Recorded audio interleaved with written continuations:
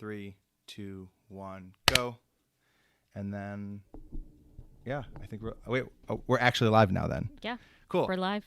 I really hope nobody can hear the clicking on the timer. I can hear it. I can too, but it's okay. These microphones are set Sounds well. like we did a good something. job, right? Yeah. Hey, welcome back. It's cut to 1 month later. We're still trying to do the same thing. I think everything's going well today. I think so. That was pretty smooth. I'm going to post on YouTube right now and just make sure everyone can hear us. Yeah. Welcome to we paused for a second. 1 month later, here we are at Coffee and Critique. So one thing we've talked about is we're going to try to not try. I've got a lot of coffee in the house. I keep getting gifts of coffee from family and friends. Like every holiday, birthday, Christmas, whatever, been given bags of coffee. This is kind of leftovers. This is Evergreen Citrus and Caramel from Stumptown in I think it's Seattle. I know it's Washington. I've been to one of their flagships. I think it's in Seattle. So if you know of a coffee roastery, especially like a small local one, I want to feature some of the ones up here in Traverse. But if you've got anybody or any just unique coffee that you want to either send us if you're generous or just tell us to go buy, I think it'd be really fun to have half of this be not critiquing the coffee necessarily, but critiquing cameras and then also sharing coffee because we're drinking coffee, so might as well talk about it. Yeah, for sure. Because we love coffee. Cool. So actually, Sarah, can you switch over to the what is it called?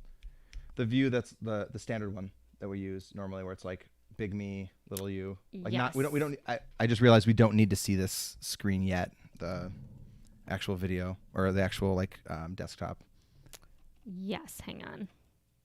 If I can find it. That's okay. If you need to transition back to the waiting room, okay. I can help you over there in a second. Bear with us. You're watching the behind the scenes stuff anyway, so welcome to behind the scenes. Do you find it? Yep. The one that says Michael only. Oh, that works. I mean, well, ideally it would be you and me. Why don't you go into waiting room on studio mode and I'll come over and help you. Okay. Ready.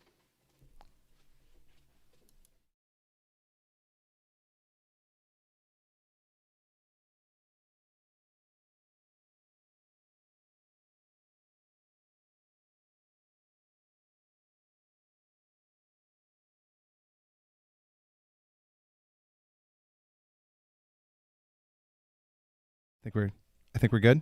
I think we're good. Sorry. Is that audio still coming through? Cool. Yeah, it looks good. All right. So you got a little sneak peek at what we're going to be looking at here in a minute. So the idea is Sarah has shared with us. Pardon me. That's the downside of drinking coffee. I burp when I drink coffee, so I'm gonna have to be really protective of the microphone. Okay. So Sarah shared with us a really nice set. We reviewed a little bit of it live a month ago. The idea here is that if you've got a particularly interesting set that you've done recently and you want to showcase it, or if you have a set that you had a hard time with, we want to see it. We want you to send it to us. I guess we maybe can set up an email for this eventually, but if you want to send a DM on Instagram, comment here, Instagram, Facebook, wherever, you know how to get in touch with us. You can send us a download of the entire session and we'll review it. We'll take a look at the holistic view of start to finish, how the whole thing looks. Could you have done better with a certain type of photo? Can you kind of deliver a more variety to your clients? And then we'll dig into a handful of them and really assess how good these shots are. I already, after posting the kind of a teaser for this last month, we had one person reach out who wanted to do more of a portfolio focused one.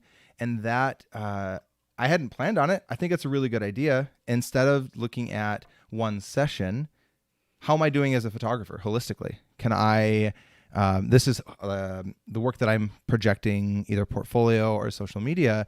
Is there a way that I can project something that, speaks better to my brand, speaks better to my clients, is going to pull in more clients?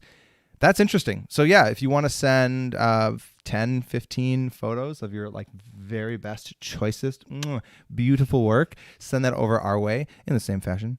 DMs, emails, carrier pigeon. I wouldn't know how to receive a carrier pigeon. I'll take a carrier pigeon. Yeah. I mean, I would like to meet a carrier right? pigeon. Yeah. My understanding is that they can only go one way. They're not as cool as they think, as I think. So send me a carrier pigeon and then I'll just have a new friend. Yes. But it's not Hedwig from Harry Potter. That's true. You'd be like, go to the photo club family and send them my photos. Here's an SD card. Like it's not going to work that way. I digress. Yes. I don't think the main topic today is carrier pigeons as much as that. Or Harry Potter. It's always kind of a Harry Potter discussion. Yeah. So besides that, hey Sarah, how you doing? I'm doing well. How are you? I'm pretty good. Good. You can't see it, but I'm icing my foot. Oh yeah. I stepped on something. How's that going? It's not fun. I might go back into the doctor for a third time to see. I stepped on a tiny blade of grass. Grass is a misnomer. I mean, like the ones out at the dunes dune where they're grass, like razor sharp. Yeah. But I do that all the time, and it's never had a problem. But I think it like pierced basically all the way through my foot, and I'm walking on like the arch of my foot now. So now my legs are sore, and it's not fun. But it was an interesting discussion because a mutual friend of ours, Hannah, is. Mm-hmm. Oh, she might be watching. Hi, Hannah. Hello. I hope you feel better. I hope it's okay that I talk about this. She just like fell and injured her arm, right? Mm-hmm. So I think we need to have a discussion at some point. Maybe Hannah would be interested in coming on and having a chat about like, what do you do? I mean, Hannah's super, super talented. Like I love the work she's been producing, especially over the last, I don't know, like 2 or 3 months. Yeah.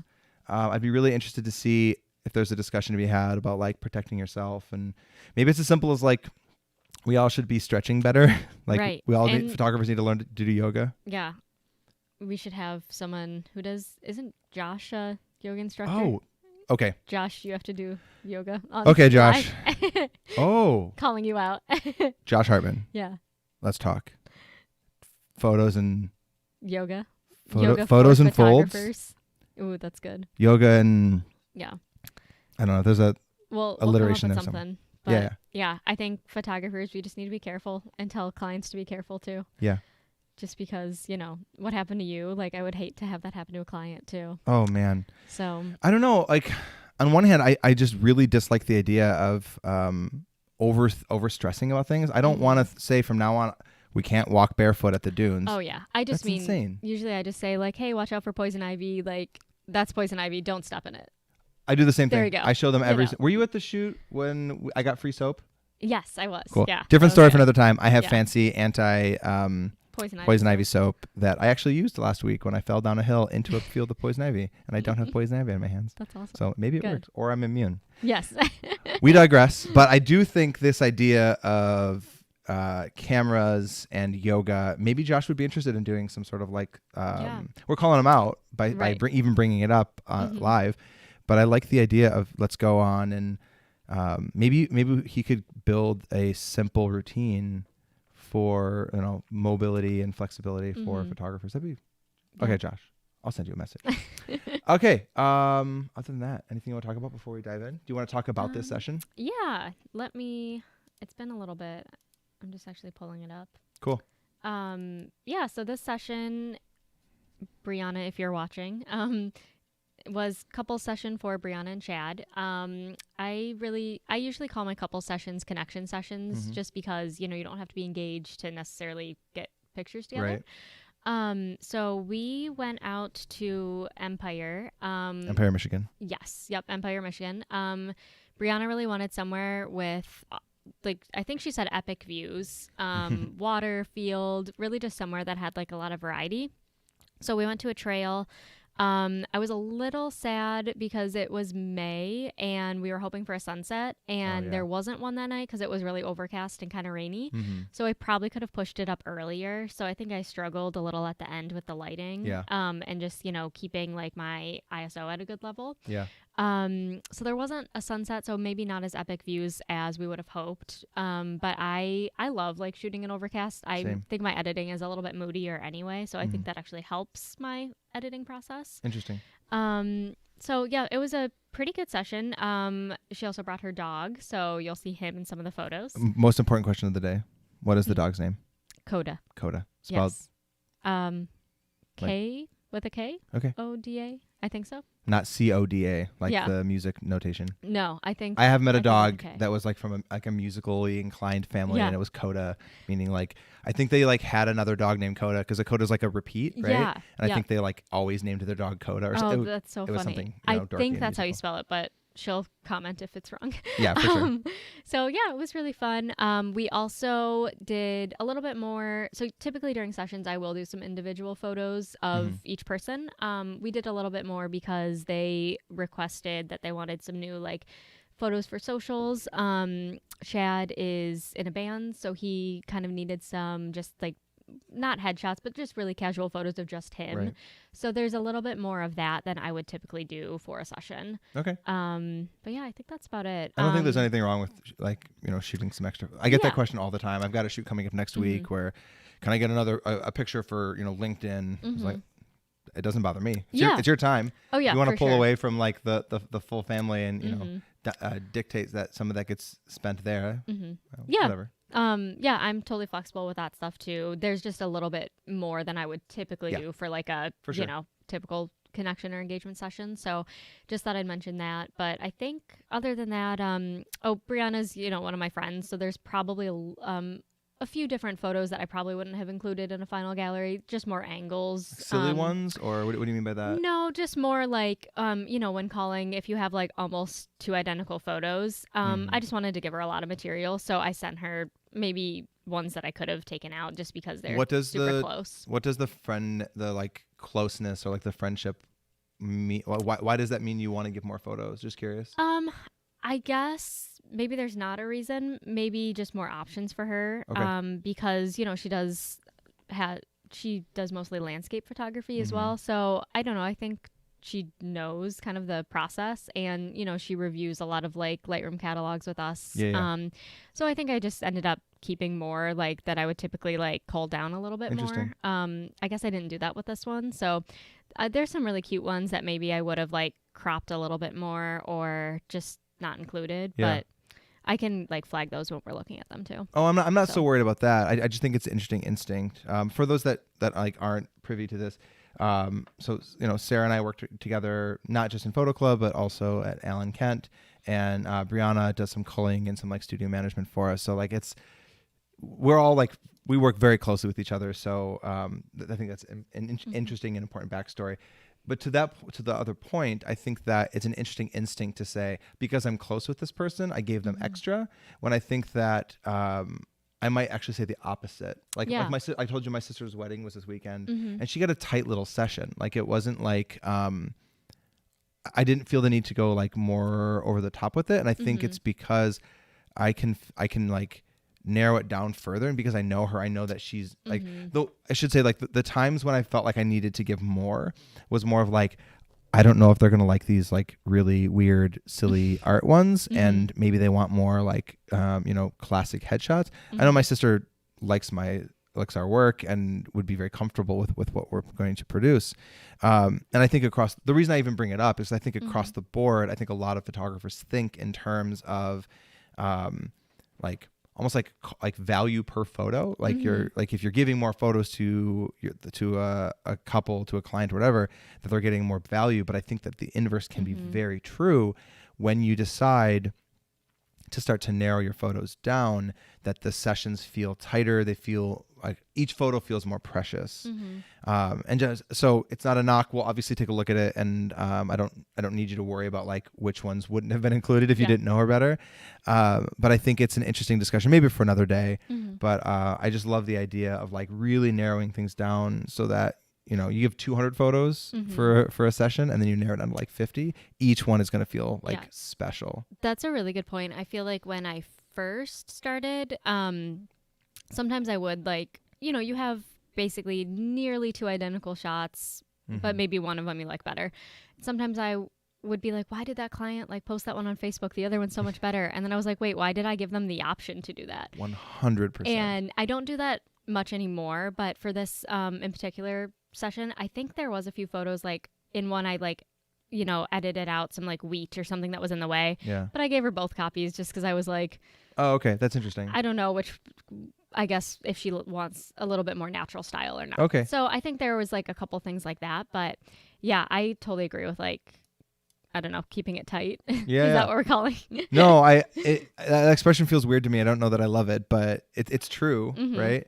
Keeping it's more of like keeping it concentrated, so that That's each good. photo has like, if you've got like X number of magic in your photo session, and then like you give 3,000 photos, it's going to be like kind of diffused among them, and then you compress it down to like 20 photos, and it's like each one is so precious. It's like I have one photo from when I was like 6 months old. I don't have a lot of photos from back then, but I have this one picture of my father holding me at like a Christmas tree farm, and that photo is precious to me. I have the original copy. I've got it scanned and saved. Like I even like printed it next to a picture of myself and Milo and sent it to my dad. I was gonna say, I think I've seen that. That is adorable. It's a great photo, but if there was, this is why I'm nervous about all these pictures I take of Milo. Am I overdoing it? Because then each one is a little bit less precious. But I don't know. Yeah. Topic for another time. Exactly. Let's move on. All right. I see the timer has 10 minutes on it. Why don't we use this as a natural break? Okay. We'll go back into the waiting room, and then we'll clean up the recording.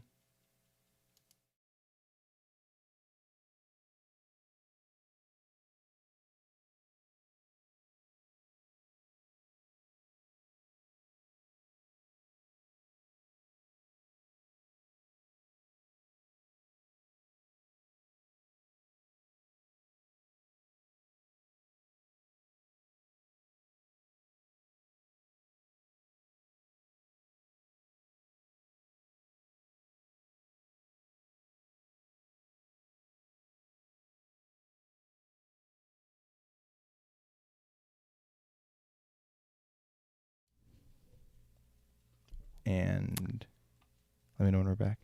Yep, we're back. Hey, welcome. So why don't we go right into the scene with the display? Yep. Yeah.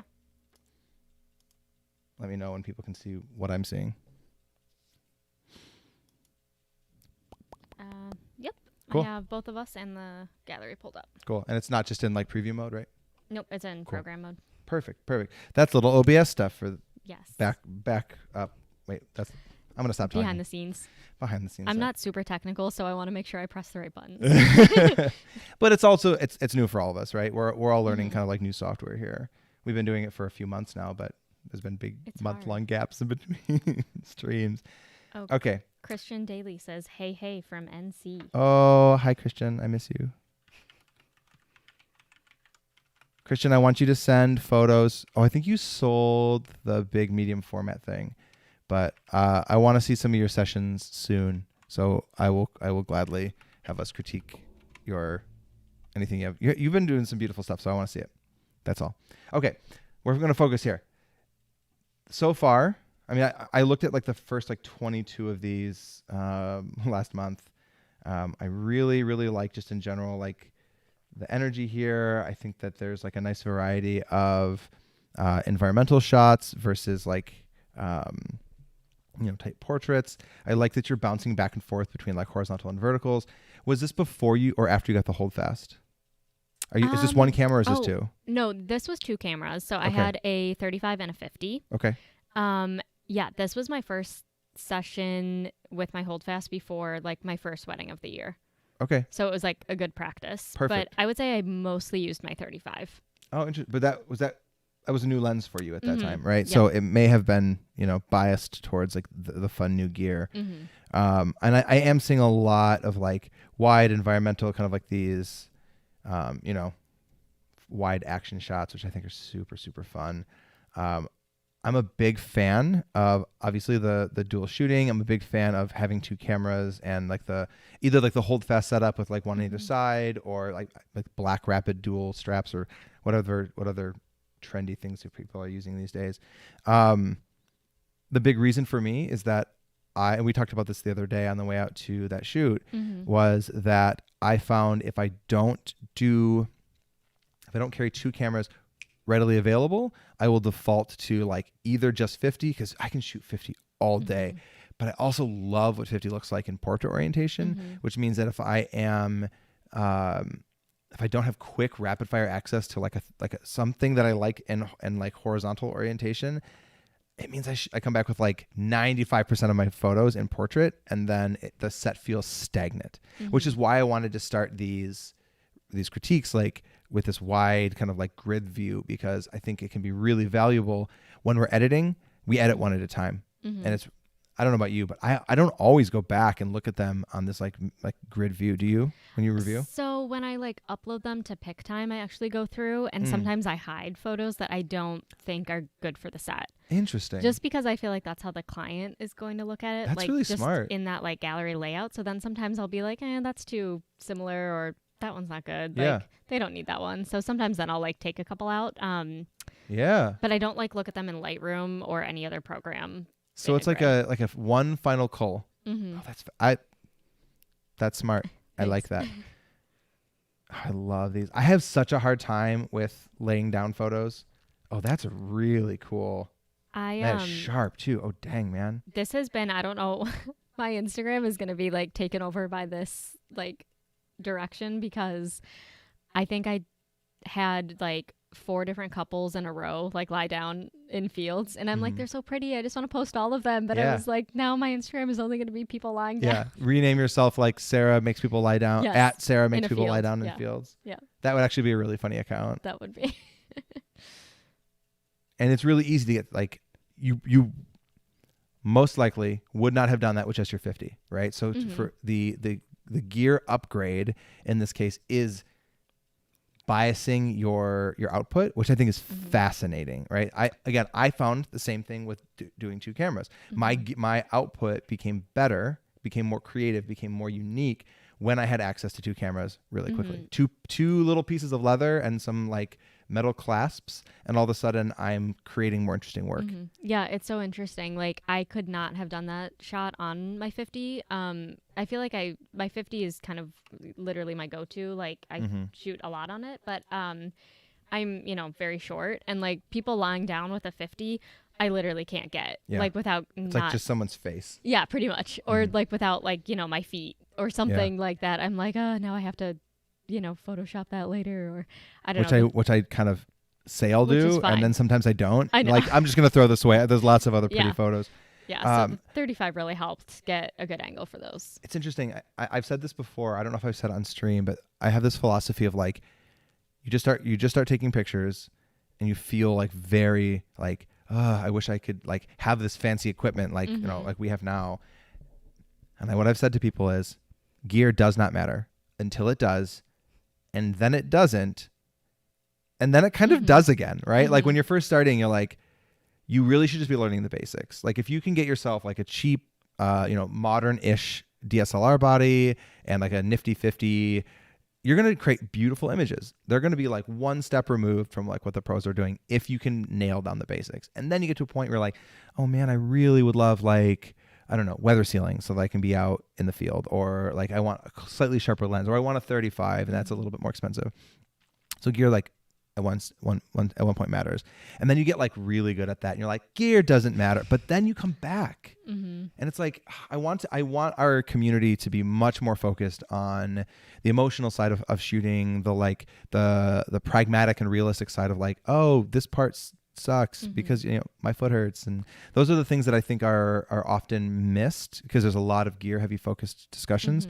But man, gear does matter at the end in some ways. I think I was always one of those people that like I don't have new gear ever. Like I buy used, I borrow stuff. Like I never have to have like the latest and greatest. But there was one elopement that I did, and I think somebody in the family was in a wheelchair and they couldn't move, and I literally had to get like up against a wall as far as I could to get like the on shot. 50?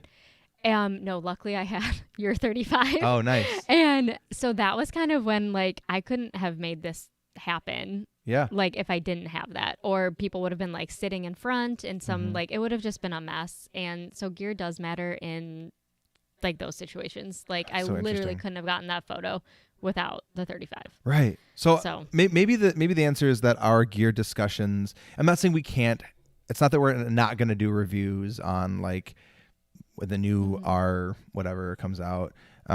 It's not that I'm going to limit us on gear talk, because I do think gear is interesting, but I think the default discussions on gear I'm going to try to keep them in this realm, because I think that is a much more interesting discussion on photography gear as opposed to like, well, the megapixels went up 3%. That's interesting. And then you shell out $6,000 for a brand new camera body that, shoots a little faster and looks exactly the same. Yep. Image quality is pretty much the same. Client doesn't notice. Okay.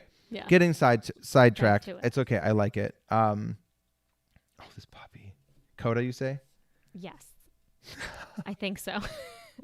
That's incredible. Yeah. So that one I love. And then Chad, like off to the side, might be a little awkward, but cropping it didn't really feel right. So. Oh no, I like it. I left him in. I like it. Okay. I like it. Again, like I shouldn't say again. We haven't talked about this yet, but you have 87 photos here. There are some that are going to be like the cream of the crop, the ones that they're going to like print on their walls, that are going to make the album, whatever that looks like, that they're going to post on Instagram. And then there's going to be some fun throwaway shots. And like, maybe this isn't their favorite photo, her hair's in her face or whatever. He's off to the side and you, for whatever reason, find that slightly uncomfortable. But, it's digital. It's still cute. It's cute. And if they don't like it, they don't have to do anything with it, exactly. right? Whatever.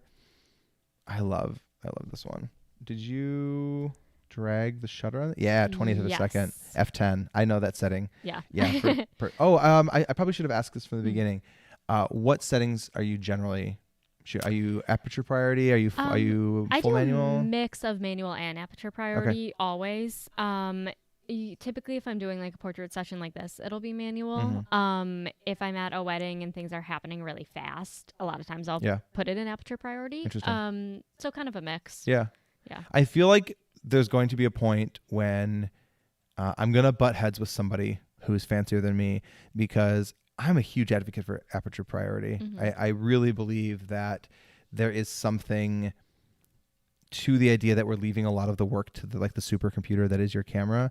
Like, I can shoot manual all day if I want, but I really like the gear getting out of the way and spending time just like being with my couple, focusing on people. Yeah, exactly. And so I don't have anything to prove to anybody, so I do like 99.9 repeating. I'm on aperture, unless I am like shooting with strobe or like off-camera flash or off-camera lighting in some way, or I really want to like lock down an exposure. Or here, when these same cameras are being used for video, they're locked into manual so that they can, be dialed in perfectly. Right. But that's another topic for another day. Yeah, Lots of other topics for other days. Always. And it won't be another month until we're doing this again. Oh, these are great. So I wanted, you said something earlier. About what was it? It was something I wanted to come back to about how you planned for. Oh, I planned for a sunset. Yeah. For this one. Is that what you're talking about? Yeah, and I think there's hours of discussion to be had on prepping and being ready and like knowing your location enough that you can have beautiful photos in any lighting where you are going. I basically had this same exact I had the same exact thing happen to me last night. And the session from last night, I want to wait until we're a little bit further off of it so that there's some like privacy concerns that I don't really want to like divulge who I photographed last night. But beautiful, incredible session. It's a discussion for another day. I literally have it written down to talk about when we don't know, when I can anonymize it a little bit more. But last night we were out somewhere and the light was like stunning, and then the clouds came in and then they like disappeared at the final moments of the night. But it didn't matter, right? Like there's something really nice. Like this lighting looks impeccable. It's really is absolutely beautiful lighting. Thanks. And being able to pull that off regardless of what the lighting looks like is like true professionalism. Thanks. I think that I don't know.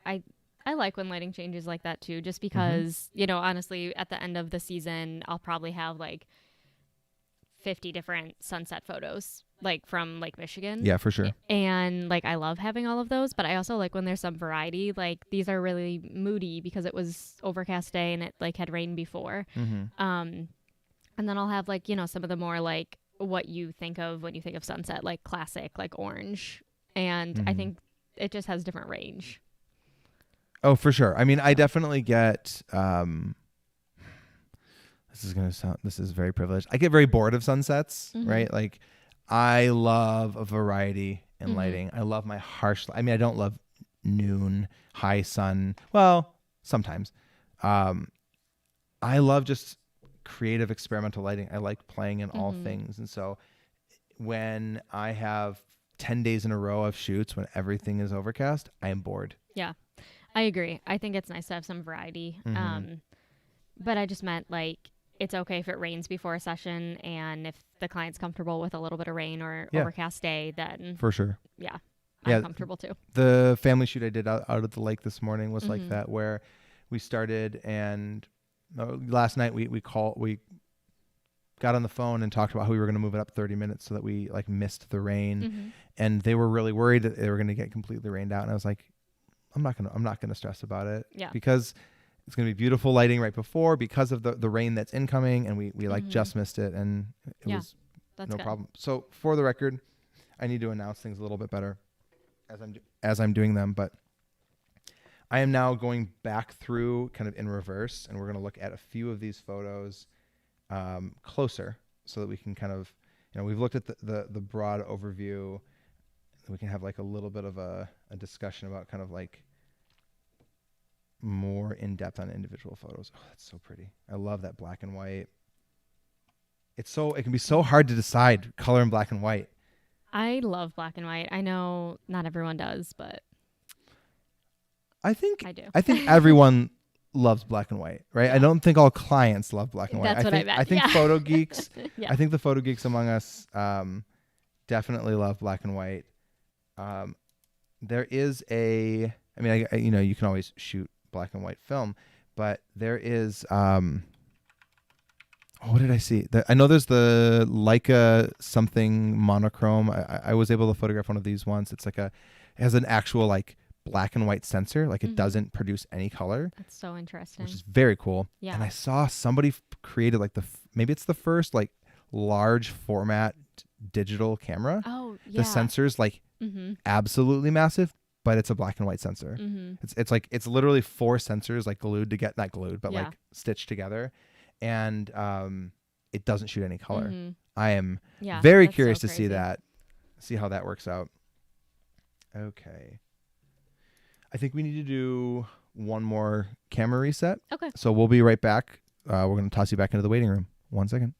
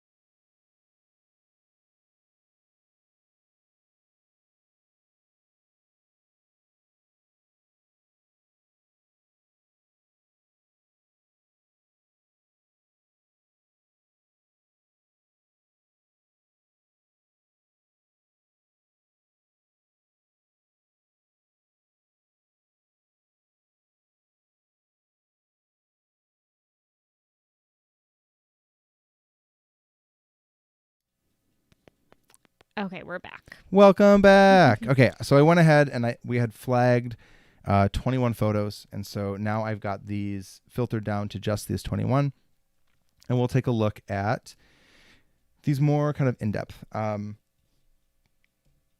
We did look at some of the few of these early ones in the original kind of like teaser stream for this project, but we'll just start over here. So this is like an establishing shot. I grabbed it just to say, like, again, not every photo has to be, your like be all and end all. I will say, I got a new toy. Look, I can draw on my screen now. Oh, that's cool. I think that's really neat. Yeah. I of course like that this is essentially like roughly rule of thirds. I'm not like the biggest rule of thirds geek. I don't need everything to be like perfectly in placed. I do a ton of putting figures like right in the middle on things, but that's more of like an SEO and like web design thing that also has kind of informed my work. But I do really like this kind of like shape here, kind of leading the eye down here. It's interesting to me that this is empty and then the subject is over here. Leading lines, I like when they lead to something, but I don't know that it would be better to have like a tiny little puppy down here as opposed to here. So maybe it's just a balance thing that's really nice. Like you've got this shape which leads kind of like down back into here, which kind of resolves with this balance. I don't know. I think there's something really nice about it for being, I don't want to say a throwaway establishing shot, but it's just like a cute picture of a puppy. But we all know the heart melting ones are like cute close up pictures of puppies, or like the snarling teeth ones are also really funny. We talked about this again. We talked about this one before. Let me go back one step. I want to see. I know there's a couple similar to this. Wasn't there? Oh, it's like this. This photo, the one that I pulled up initially. What's going on? The looking away. What's that? The looking away from each other. Why is my drawing not coming back? 1 second. Does it not work on this view? There's no reason why it wouldn't.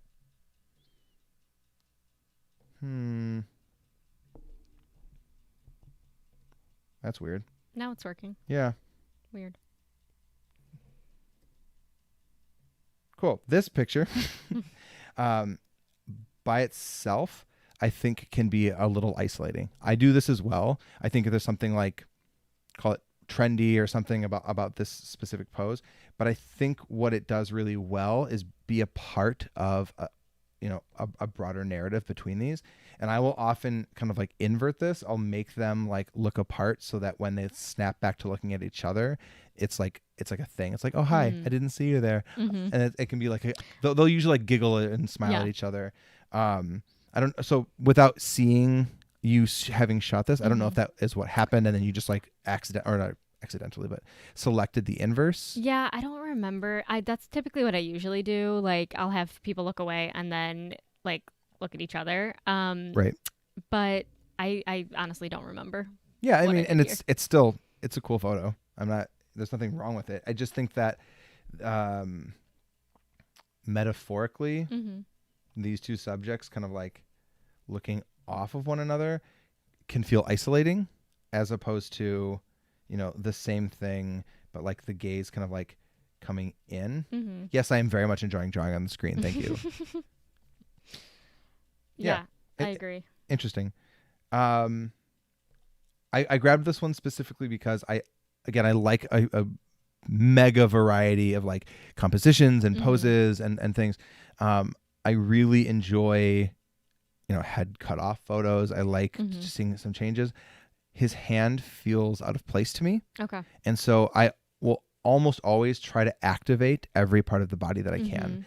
There's a saying in like the fashion world, like if it bends, bend it. That's where you start to see like models getting to like ridiculously pose things, because this is straight and like unconsidered, and any sort of bend feels intentional, right? And so his hand just resting there. Now, if you had told him to place it, it may have felt more intentional, or like, hey, just let your arm go limp, like you kind of relax it. But even as simple as like a thumb in the pocket there, or like holding onto her elbow, or like around her waist or something, may feel more activated. I'm a big believer in every aspect of the photo should feel intentional. And I mean everything. If something doesn't feel as a part of the scene, kill it. Okay. Or just destroy the photo, right? Like, I'm not saying that this photo needs to leave. I'm not saying that by any stretch. I would still deliver this photo, but this is why I think this is what I basically learned in art school is that like you can't really overthink it. You can like as long as you're considering every aspect of it, it will only serve you well. Yeah, for sure. I pulled this because I really like. I just want to like dig in again on like the black and white texture thing. Black and whites for me to serve like I think it's like 3 functions. Emotional photos, so that like if you're pulling the color out of something, it can often like allow you to focus more directly on the emotionality of a scene. So like again, I just delivered a teaser for my sister's wedding, and my father's face as he's like dancing with his daughter at her wedding, beautiful, especially because I know both of the people involved very well. Killed the color. There's no like sunset color on them as there would be in the color version, and it's just like pure emotion. The other one is like interesting like lighting. So if you've got like really nice like soft delicate lighting on the face, like black and white can really kind of show that. Or the opposite, like really strong, if you've got like a band of light that like just hits across their eyes and everything goes into blackness, that can be very interesting. And for this one, it's texture. I love black and white for texture. I would go so far even to say that I think though the color is nice, I think she can get lost, you know, like her skin tone in here.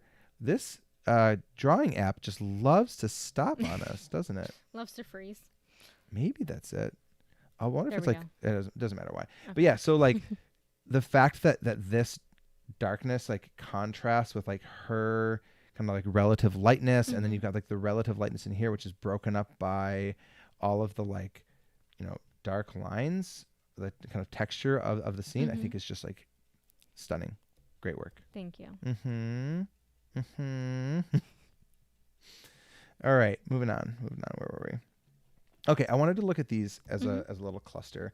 As I said, I have a hell of a hard time with laying down photos, and for me, this one, the second one here, this first one is like beyond prime. This first photo is like catalog worthy. Print it, ship it. I don't know what you did to make this like so crazy sharp, or like if it's just like the killer lighting or something. Zooming in this close, I might have cleaned up like chat blips. A few things. Okay. But you know, we're sitting here like way zoomed in. Nobody's gonna notice that but us. Sorry, Chad. It's okay. We still love you. Your lips look great.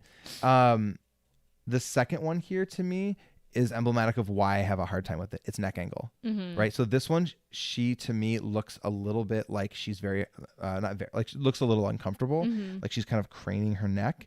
And the issue I've had with like an individual, not a couple, but like an individual person photographed laying down is they either look like their head's way too far back and they're like, it looks like their throat is exposed and feels very vulnerable, or they feel like they're in here and then they can't breathe and you got to pull them out too soon and they look like they have like 30 chins. So I've tried things like I've literally like pulled my wallet and phone and like put it behind their head to try to like find the right angle on things. Okay. But at the end of the day, I've just never had good luck with it. I know there are better photographers than I, or even just, you know, more lucky photographers than I that have like had great success with this. I have a hard time with it. This one, again, I think the first one does a really good job of like still being this like, we're just a bunch of casual people who went on a hike and then found some non-ticky forest. We're going to take a nap. Yeah. I think it's super, super sweet, especially, you know, to bring gender into the mix, because like the ladies often get like the primary and the men, the male, what's the word, not facing, what I'm trying to say? The male presenting tend to like almost play as like support animals. Right. And I think that's unfortunate. So to take the time and intentionally like not only photograph them individually, but like photos that are of them as a couple, but showing them as like the primary or like the like primary character in this photo, I think is really cool. yeah, I think, but what am I trying to say? But it also like, it looks really comfortable. He looks like he could fall asleep there by mistake.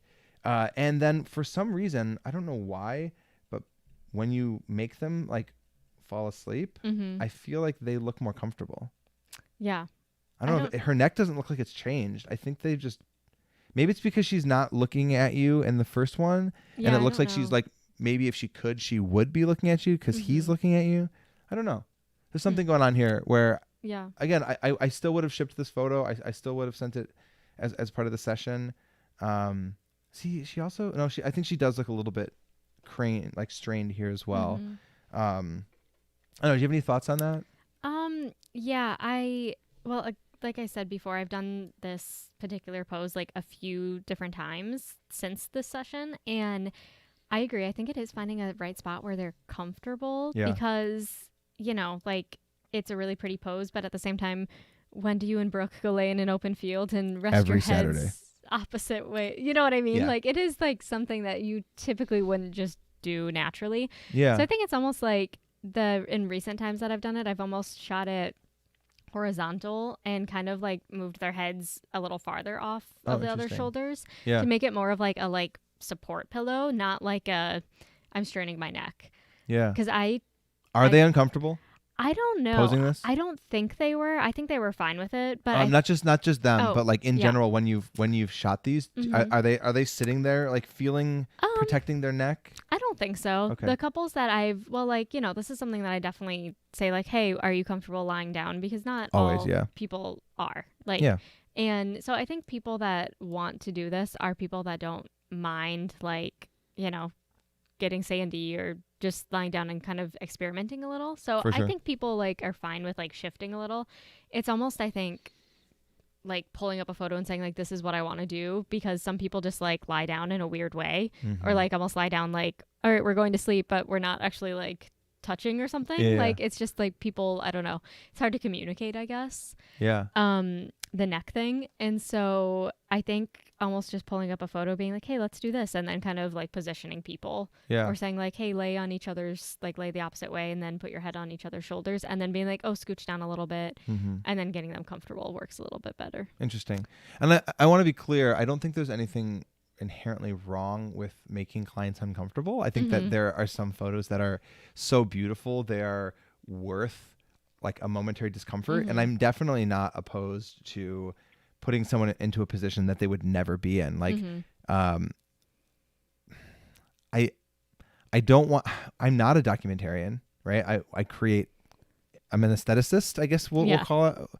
Not an esthetician. That's a different thing. I work in aesthetics. And so, yes, I want the photos to as a whole to feel like my couples. I beat that into them. These photos are for you. They're not for my Instagram. They're not for my portfolio. They are for you. And I want you and your friends and family and loved ones to be able to look at them and go, oh, that is so them. Even if you would never do this. Right. So I have this term that I call, we may have talked about this. I call these microfictions, right? I'm going to set you up in a thing. I'm going to throw you at that thing and I'm going to guide you and make you tell you exactly what you want to do, what I want you to do. But within that space, I want you to act like yourself. Yeah. I don't want you to act for the camera. I want you just to be there with your partner. And so in that way, yes, you created this silly little scene where they decided to fall asleep on each other's scapula. Is that the word? I don't know. This one? Let's say it is. Yes. You're into anatomy, right? Yeah, I haven't taken an anatomy and anatomy class in 10 years. You used to be a doctor, right? I did, yes. But when they're there, I will often let them relax and kind of be in that space and just kind of be with each other as opposed to being photographed. Right. Yeah. Yeah. Back to this one. I adore this picture. Thanks. It's so fun. This one, honestly, is a framer for me. I would print this big canvas, but I think that this, from a sales perspective, I think this is an interesting statement because not everybody is going to print this photo 30 by 40, put it up on above their mantle. That might be seen as vain, but this one you can go even bigger and it feels like an art print. Right. Yeah. And I think that Not that we need to go like way out of our way to like constantly be like creating, you know, like stock art for our couples or for our clients. But I think something like this, I didn't add this to the subset, but I think something like this can be really profitable because you have the ability to like say, hey, I'm going to, what am I trying to say? I can sell this. Right. I can sell a big canvas of this, something like this that is almost like stock photo, stock art, but like it's theirs. Yeah. It's a memory to them. Hey, that's a beautiful print. We were there at the dunes with Sarah. That was so fun. Like, as long as it's aesthetically pleasing and has a memory tied to it, you can sell decent prints to that. Mwah, beautiful. No notes. Looks great. Your edit is really nice. I like that is his hair naturally that red? Yes. Cool. I didn't do much with I his hair. think in contrast to this, you can see here it kind of feels a little dark. You know, you've got like this darkness here kind of contrasted with this lightness, which might be nice. I feel like maybe if you were to shift like a little bit to his left, him sitting in the light, because you can see literally like this arm is darker than this arm. Right. Maybe if he was like here, then it would feel a little bit brighter. Again, he's not going to notice that. That's a me thing. Or you could cheat and just like, not cheat, but you could like just lighten this up. Maybe even just lighten him up and let this stay dark. Okay. But again, I probably wouldn't have gone that detailed in the photo because it's not like the main photo of the session, right? Yeah. Another thing, I've said this plenty of times before, I am also like the worst at this. So much headroom, right? All of this extra space. And that is because this is exactly in the middle. That's where your main focal point was, right? Yeah. Super easy to do. Yeah. I might have just gone and like, oh, come on. You can tell I just made this user account on this computer. I might have done something like this just to feel a little bit more balanced. Unless you need it for like, you know, copy or something. Anything? Yeah, exactly. Okay. Which, you know, can't overlook that. That stuff is really important. And, you know, if he's in a band, he might need it for like an Instagram post or something like that. And so in that case, that's really valuable. That's but true. as a truly like balanced photo, I would bring that in just a little bit. Same here. Yeah. This one in contrast maybe feels I know she's probably fairer than he is, but she looks a little bit like she's glowing. Meaning I might have like just knocked it. These are not raws. These are exports. So I may have like knocked it down like 10% or something just to kind of like even it out. Yeah, like just to kind of make them. Oh, and that's I funny. think if I remember correctly, that's just like a different spot too. Oh, really? Yeah. Like, do you see on his where it's? Oh, yeah. And then hers has kind of like that trim. Yep. So I don't remember exactly if we were, you know, she was playing with her dog or something, and then I was like, "Oh, your turn," and I just kind of got like a good light, like somewhere else. But yeah, I don't know if maybe next time I should do like the same exact photo, pretty much in the same I don't think spot. so. I mean, his space is very generic. Meaning this could be anywhere. It's just like a texture. Yeah. And hers has a little bit more character. It doesn't bother me that they're different. Okay. But even when balance creates more of that, or like balancing the photos, not just in its own little like pocket universe by itself, but also like as a subset, I think is really important. And that's what creates that like hyper consistency that clients will come back for. Okay. It's just pretty. I just liked it. And I like that they're little and tiny. Yeah, I think they get lost a little bit more than I was hoping, but the view is so pretty. And did you do any brushing on this one? Any like? I don't remember. One trick that Brooke taught me is you can do like a tiny bit of sharpness. Yeah. Just like right on them. And you know, it's not going to do a ton. You don't want to crank it so that it's noticeable, but it can just kind of draw the eye in because that one little point is a little sharper. It might draw the eye there. Okay. And you're also doing yourself favors in a couple ways. Okay. Restart the drawing app. You've got this, which leads right to them. You've got this, which leads pretty much right to them, and you've got these. Like all of these lines are going right there. So you're not wrong.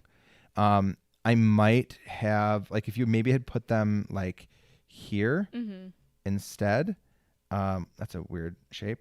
Maybe if you had put them like here a little closer so that they could be physically bigger on the frame, it may have read a little bit stronger. Okay. Or what lens is this? I think it was the 35. Yeah. Go to 50, get a little bit more compression. I know you have a Okay. 135 as well. That would given you like a similar kind of like epicness, but also kind of showcase them a little more. They're also pretty close to the background, and I think that's what's muddying it just a little bit. If you bring them off, you're going to get that, you know, the term hyperfocal distance. I think so. So we're not going to get deep into it here, but like, you know, you've got the kind of range of focus front to back, and if you're shooting at a narrow aperture, which you are, if you bring them closer, especially on a longer lens, you can keep them. Sorry, if you bring them off of the background more, you can bring them into that kind of like hyperfocal range. Okay. Sorry, let me not use that phrase. You can keep the focus on them and let the background go a little bit blurrier by having them just. It's the same could be said for here. If you were to have them walk like you've seen this, you walk like 2 steps off the wall and you're still shooting at 1.4, the background is just going to go a little softer. It's not as noticeable in a wide like this, but the ability to really like isolate that subject, but and still like see them, really, really valuable. Make sense? Yeah, makes sense. Yeah, it's already been 20 more minutes. Okay. Yeah. I think we got to pause one last time, and then we'll be able to like wrap this whole thing up pretty quickly here.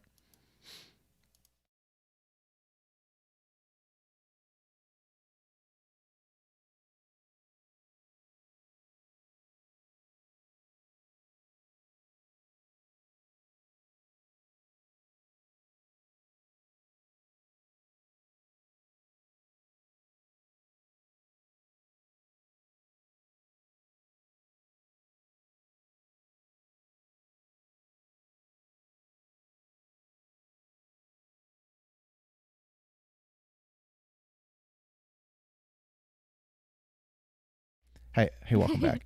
Okay, we just got a couple more to go through when we can wrap up here in a second. But this photo and like one that might be a little bit closer, I guess maybe something along the lines of like this, especially if that second photo was like looking at camera. We call them, we call them the grandma photos. Yeah. A friend of ours calls them like refrigerator photos. The idea being like, even though, you know, this one or like this one might be cuter or like more Instagram worthy, that like grandma's going to throw this one on her fridge. Yeah, for sure. Know? And I think that, I don't remember looking at the full set, seeing if there were more of them. I try to get, oh, there we go. These, I get like one of these at least in every single scene. Or if they're doing multiple outfits, I try to do one of them in every single outfit just to have like options for them. And then if you do have like a more, say, like conservative client or somebody that, you know, doesn't want a bunch of pictures of them making out, but they selected you, even though that's kind of your vibe, they're going to be happy still. You know, they're not like, oh, there's only like 2 pictures that I really want from this whole like 87 image set. It's like, no, I gave you like 12 really good, just like clean refrigerator classic photos. You'll make everybody happy. You know, again, I never would post this on Instagram. I just wouldn't. It's just, it won't trend well for what we do, but I shoot them every single day. Same here. I think these are really cute. I pulled this one mainly. Is that one crooked? To talk about horizon lines. Right? When you showed that like preview, I was like, did I really deliver a crooked photo? It happens. I do it still, man. Like Brooke is the one. She's very meticulous about her horizon lines. And 1 second. I could have timed that better for when you were talking. Oh, it's okay. Yeah, I was kind of embarrassed when I saw that one because I was like, did I really do that? That's okay. We'll nitpick it to death. Yeah. Horizon lines are a really quick way to like in fixing them, either in shooting or in post. Like I am notorious for shooting very crooked and having to do a lot of post production on my like angles. But it's a really simple way to like clean up your sessions and make them feel more polished. I see crooked horizons on very professional work, and it's not that I cringe because I don't want to like judge people, but like clean up your horizons. Like it's really not that hard. It, you know, especially this is a trick that I use. You know, you either grab the angle tool and you can like find, you know, You drag it across that line, it automatically does it. Or if you hold down its command on a Mac, I imagine it's like control or something on a PC. It'll slide over to this guy, and you literally just drag 2 points, and boom, it automatically adjusts. Actually, that doesn't look perfect. It's okay. Yeah, I'm glad you didn't notice this, because I think it's a very important point to talk for a lot of people. Again, similar to this one over here. Oh, but look how much more activated his hands are. Both of them, right? This feels so much more intentional. Over on this guy here, like he looks like this doesn't look like he almost.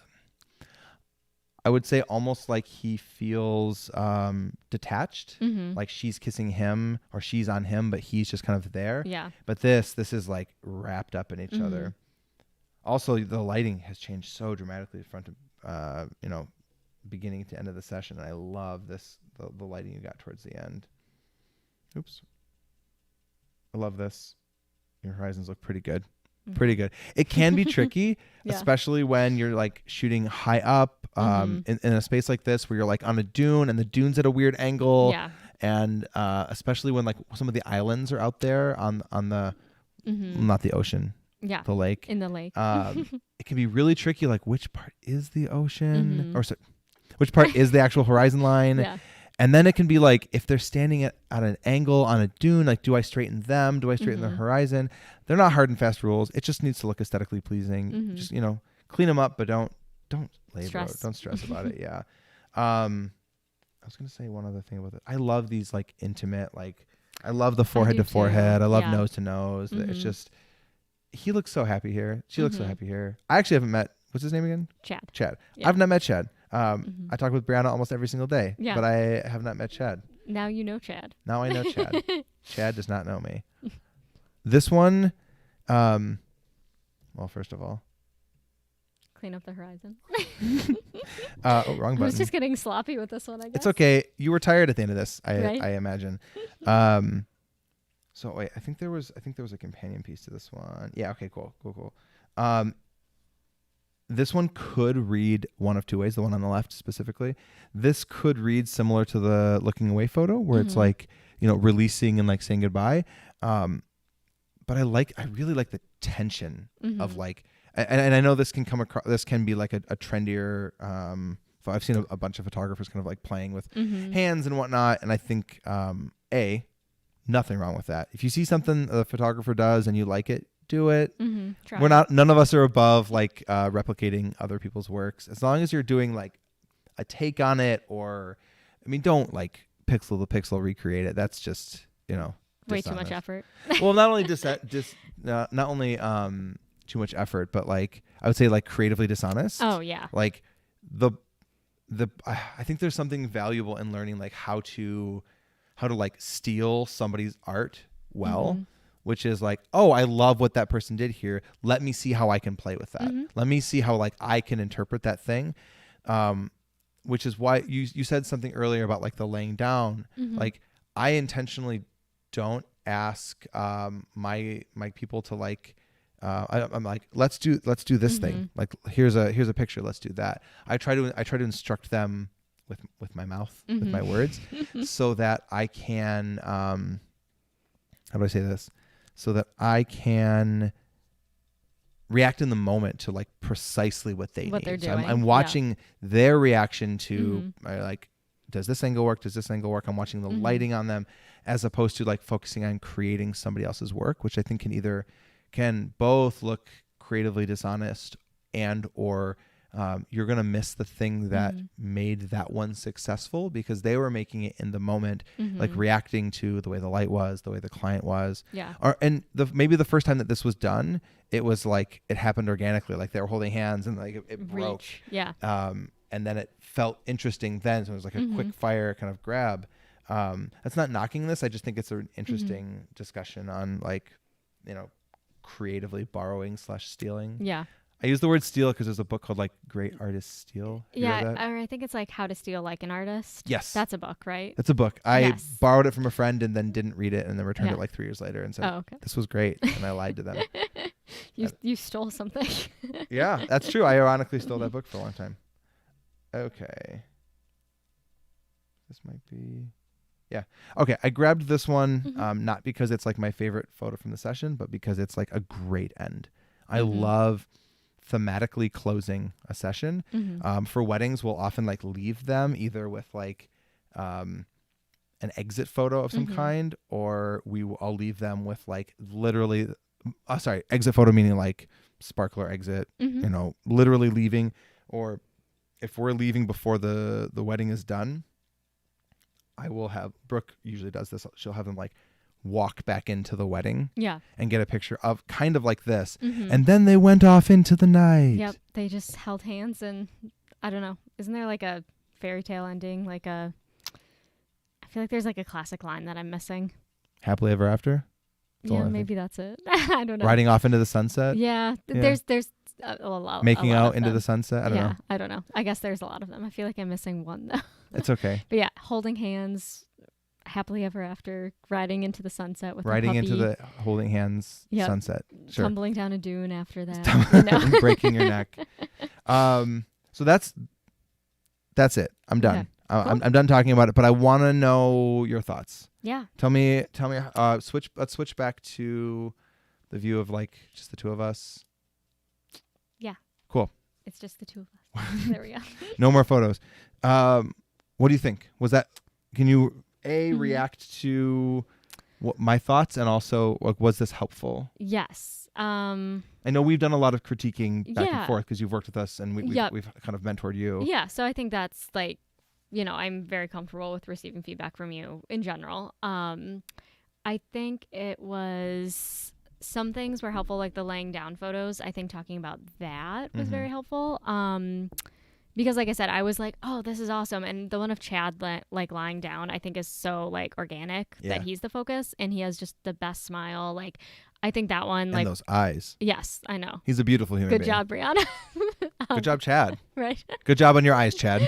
I think that one like was so organic that like that one was one of my favorites from the session, where some of the other ones I was like, oh, this is so beautiful. Like, it looks like almost like an old film cover or something like that. Like, or an old album cover. Like, I loved the idea of it, but I totally agree with like the necks being kind of uncomfortable. Yeah. The horizon lines I just feel dumb about because that's so like rookie mistake. No, it's not, because there's 87 photos here, and like Right. one of them was off. Yeah. 2 of them were off. Right. But it happens. It's a rookie Yeah. mistake that 12 years in I still do. Yeah. But that's still like, man, why didn't I like triple check? Yeah. Especially knowing that this was going to be sent Right, here. Because I know exactly. you did Yeah. go through and do like a couple extra touch-ups knowing Yeah. that it was going to be on stream. Yeah, I did, just because I was like, oh, cool, stream's not working. I guess I'll go and like fix up a few like, I don't know, few Horizon blemishes. lines. Yeah, horizon lines, whatever. Yeah, so I think that was helpful. Some of the like I call them like behind the scenes, like Coda running through the field or like the flowers. I personally like doing those because I think it's really important to like remember how the session felt. So like the trilliums, are an endangered flower and they happen to be in bloom when we were doing that. So I have Cool. like the photo of the flowers. To me, that's like important as a storyteller. Yeah. But I've never had someone be like, oh, I love those photos that you put in there. Like, I've never had like someone, I guess, respond to them. So I guess Interesting. it was nice that you said that you kind of enjoy having those photos. Just because I've never gotten really any feedback on something like that. I only think that's because they're not the showstoppers. Mm, People are going yeah. to be like, look at this Right. beautiful picture of my partner and I. Right. Look at this beautiful picture of me. Mm-hmm. And it's very unlikely that somebody is going to be like, oh my God. Unless it's a sunset. People Yeah. will like Love the sunsets. Yeah. Oogle? Oogle. Yeah. People will get excited about a sunset, Mhm. especially if they're not from here and they're Mhm. coming up from downstate, where I don't think there's the sun downstate, because people No. really like sunsets up here. But yeah, I think your reaction from your clients would be less stellar if they weren't included. Mm-hmm. You know what I That makes mean? Like sense, yeah. they would notice that they're missing, but they wouldn't Mhm. know what was missing. Right. If you like gave somebody, like if you shot with somebody 2 years apart and Mhm. decided to stop including the little like parts of the day, Mhm. I think they would notice it, but they wouldn't know what they were noticing. Yeah. Interesting. Yeah. That's just a theory. I have no idea. Yeah. So I like that you appreciated those and, went over a few. Yeah. Yeah. So I think, does that answer your questions? Yeah, that's I think that's perfect. good. And obviously, we can talk, either you and I can talk off stream, or if anybody else has like specific feedback on if this was boring to watch, if this was interesting to watch, what aspects. I want to like file this down, sand it into like a pristine little beauty that we can like consistently do as a segment, because I think this is really good content that, whether it's, you know, Hannah comes in sometime and sits where you're sitting, and we can review something she's done, or somebody that I've never met from like Omaha wants to like get in on Zoom, or like I watch it, or I like review it solo and then send it to them and they can like respond. I don't know. Yeah. Well, this is easiest to start because you're like right the heck here. And I think it was very helpful for me, like, to get feedback, but so I hope it was helpful for everyone else too, to actually, I guess, just look at another photographer's work. I feel like I always like doing. Yeah. So if you're watching this far through, whether it's live or the recording of, let us know. Literally, like, comment below if you found something like this valuable. I guess if you bailed 4 minutes in, the answer is that you didn't find it valuable. If you're watching it all the way through, I think it's a likelihood that you did find it valuable. But this plus the version with full portfolio reviews, I think could be very, very interesting. I think a full portfolio review would be shorter, and maybe more interesting to a broader range of people. I think so. I think, like, even I would love to have you like review my website or something. Just as like a portfolio review.